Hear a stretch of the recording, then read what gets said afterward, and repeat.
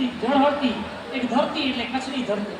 જેસલ જાડેજાના જ્યાં બેસણા સતી તોરણના તંબુરથી ટપકેલો ભજનનો રસાસ્વાદ આજે અનંતકાળ સુધી જ્યાં સંભળાઈ રહ્યો છે. કાડા મેકરણ કાપડીની લાલિયા અને મોતિયા થકી સેવાની જે ધૂણી ધખાવી હતી એ સેવાની સુગંધ આજે કચ્છની ધરતીની ધૂળમાંથી આવી રહી છે.